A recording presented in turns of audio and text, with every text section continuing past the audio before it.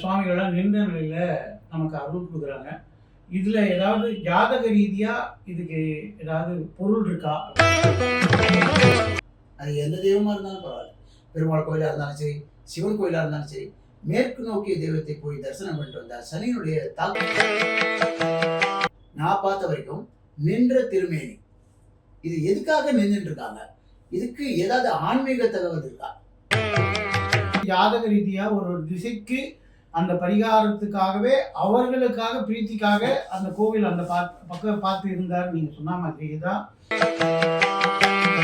இப்போ இந்த சயன கோலம் எதை காட்டுறதுன்னா, நாம் எல்லா பொறுப்புகளையும் முடிச்சுட்டு அதுலேருந்து விடுபட்டு, உதாரணமாக பிறவிகள் கூட பொறுப்புகள் தான். வரதன்றதான அனுகிரகம் பண்ற கரத்தை வச்சுருப்பார்.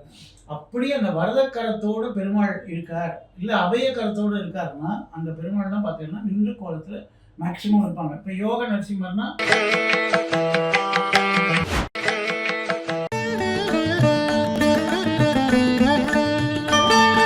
ஸ்ரீ குருப்பியோ நமகா.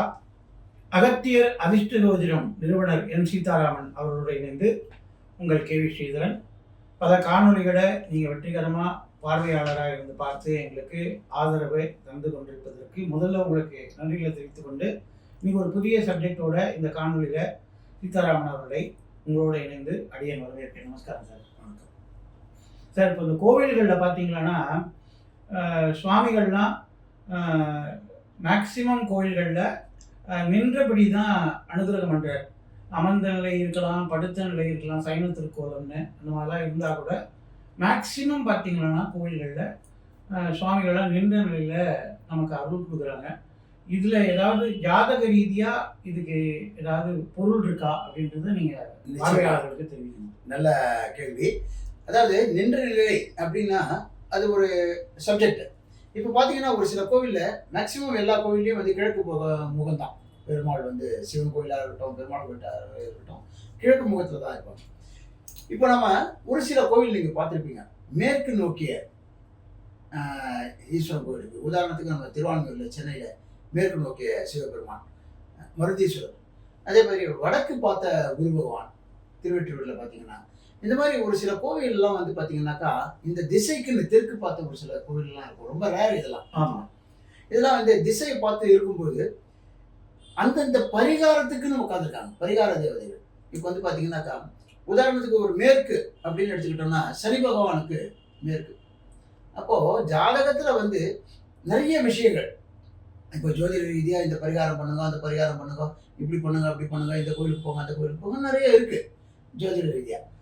இப்போது இதில் ஸ்பெசிஃபிக்காக இப்போ சனி பகவானுடைய பிரச்சனை என்ன, மேற்கு நோக்கிய தெய்வத்தை, அது எந்த தெய்வமாக இருந்தாலும் பரவாயில்ல, பெருமாள் கோயிலாக இருந்தாலும் சரி, சிவன் கோயிலாக இருந்தாலும் சரி, மேற்கு நோக்கிய தெய்வத்தை போய் தரிசனம் பண்ணிட்டு வந்தால் சனியினுடைய தாக்கம் வந்து நமக்கு கம்மியாகும்.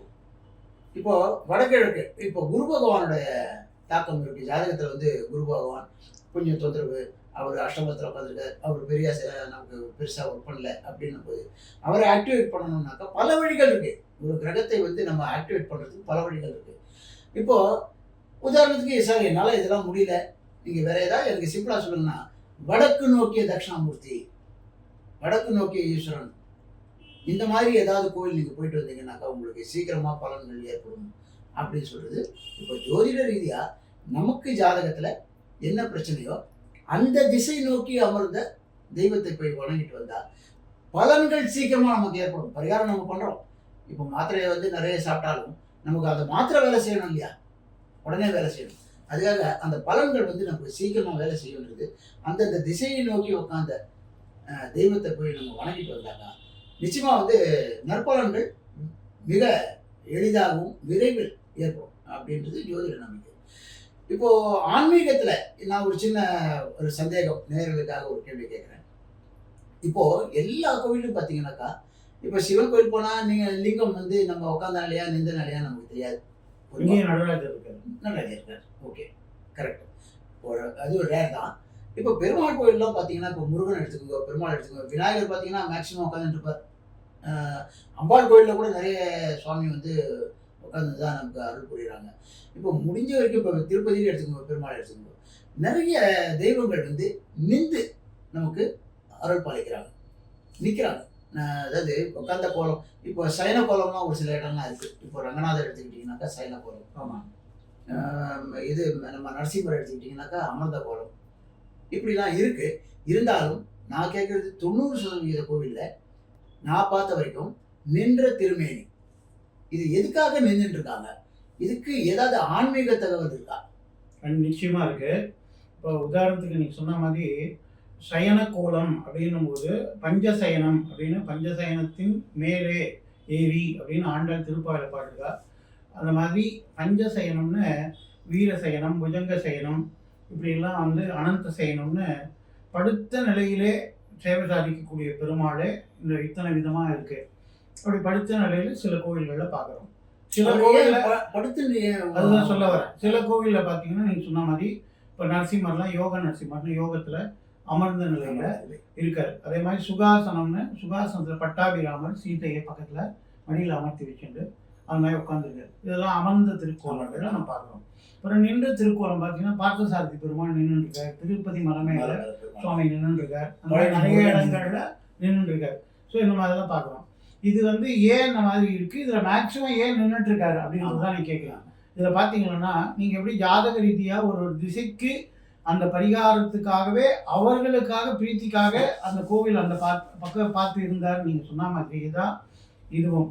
என்னன்னா சயன நிலை என்பது போகத்தினுடைய அறிகுறியை குறிக்கிறது. ஒருத்தர் நல்லா சாப்பிட்டாச்சுன்னா ஆட்டோமேட்டிக்காக தூக்கம் வரும். அப்போது ஓய்வு நிலை அப்படின்னு பேர். ஒருத்தருக்கு வந்து மனசில் நிறைய சஞ்சலங்கள் இருக்குது. அந்த சஞ்சலங்கள் விடுபட்டு மனசலனம் நீங்கி அந்த அலப்பாயிர மனசு ஓய்வு பெறணும்னா சயன நிலையில் போய் சுவாமியை தரிசனம் பண்ணணும். அதனால தான் பீஷ்மர் அம்பு படைகளை படுத்திருந்த போது அங்கே போய் கிருஷ்ணர் உட்கார்ந்து விஷ்ணு சஹஸ்ரநாமத்தை சொல்லி கேட்குறாங்க. ஸோ இந்த சயன நிலைன்றது என்னன்னா அது ஒரு விதமான போகத்தை கடந்த நிலை அப்படின்னு பேர். ஸோ அதை பீஷ்மர் மூலமாக கிருஷ்ணன் தெளிவுபடுத்துகிறார். அதே நிலையில் தான் அனந்த பத்மநாப சுவாமியாகவும் ரங்கநாதராகவும் இவர் வந்து சயன நிலையில் இருக்கார். என்னன்னா அவர் எந்த போகங்களுக்காக வந்தாரோ, ஆண்டாளை கல்யாணம் பண்ணிக்கணும், பூமாதேவி மூலமாக திருப்பாய் கொடுக்கணும், இந்த இதெல்லாம் பூர்த்தி பண்ணிட்டார். அப்படி பூர்த்தி பண்ணதுனால அவர் வந்து சயன கோலத்தில் இருக்கார். அப்போது நம்ம எடுத்த காரியத்தை முடிச்சாச்சுன்னா விபீஷணனுக்கு வந்து ஸ்ரீரங்க விமானத்தை கொடுத்துட்டார். அவர் ராம கதையை முடிச்சுட்டார். இனிமே அவர் நிம்மதியாக படுத்துக்கலான்னு படுத்துட்டார். கல்யாணத்தில் சொல்கிறவங்க சாப்பிட்டாச்சுல கொஞ்சம் ரெஸ்ட் எடுக்கலாம். ஸோ அந்த நிலையை தான் சயன கோலம். இப்போ இந்த சயன கோலம் எதை காட்டுறதுன்னா நம்ம எல்லா பொறுப்புகளையும் முடிச்சுட்டு அதுலேருந்து விடுபட்டு, உதாரணமாக பிறவிகள் கூட பொறுப்புகள் தான், இத்தனை பிறவிகள் எடுத்துட்டோம், இதுலேருந்து விடுதலை அடையணும் அப்படின்னா அந்த ஓய்வு, மன ஓய்வு, அதுபோல் நம்ம உழைக்கிற உழைப்பிலேருந்து ஓய்வு, வயது முதிர்வுனால ஓய்வு, இந்த மாதிரி ஓய்வுகள், நம்முடைய குடும்பத்தை காப்பாற்றுறோம், இந்த மாதிரி நிறைய பந்தங்கள், அந்த பந்தங்கள்லேருந்து ஓய்வு, இந்த மாதிரி ஓய்வுகள்லாம் வேணும்னா சயன கோலத்தில் போய் தரிசனம் பண்ணணும். ஒன்று. ரெண்டாவது உட்கார்ந்த கோலம். இதுக்கு பேரே சுகாசனம்னு பேருவாங்க.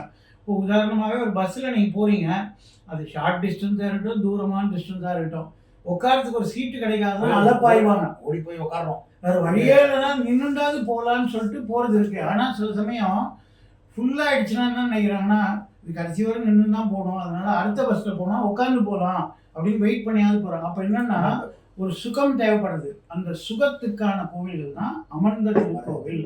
ஒரு கல்யாணம் முடிக்கிறாருன்னா அப்போ அமர்ந்த நிலையில் பட்டாபிராமரா சேவை சாதிக்கிறார். ஒரு முருகன் தேவையான கல்யாணம் பண்ணா திருப்பரங்குன்றத்தில் அமர்ந்த நிலையில் சேவை சாதிக்கிறார். அது மாதிரி ஒரு ஞான உபதேசம் வாங்கியாச்சுன்னா தகப்பன் சுவாமி மலையில் அமர்ந்த கோலம்.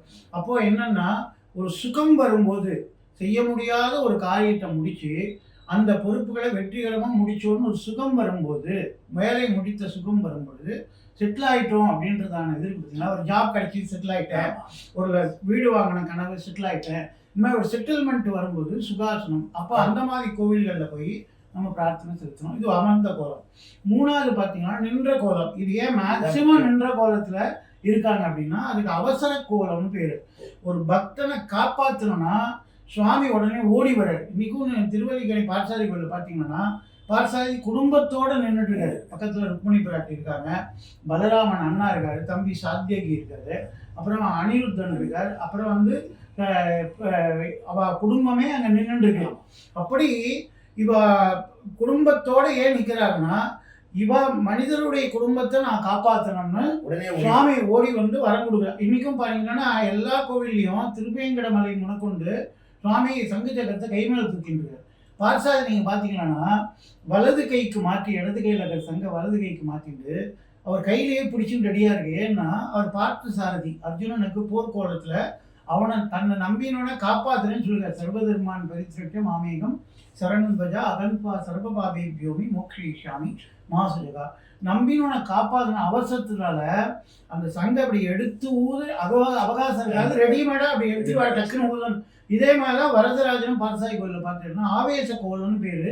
அப்படி ஆவேச கோலம்னா அங்க ஒரு யானை வந்து முதல வாயில மாட்டின்னுச்சு அப்படின்னு ஒண்ணு அதை காப்பாத்துன்ற வேகத்துல இவர் ஒரு காலத்துக்கு கருடன் மேல போட்டுண்டு ஒரு காலம் உந்திண்டு நின்னும் இல்லாம உட்கார்ந்து இல்லாம அவசர கோலத்துல நீங்க போனீங்கன்னா வரதராஜர் பார்சாய் கோயில பார்க்கலாம்.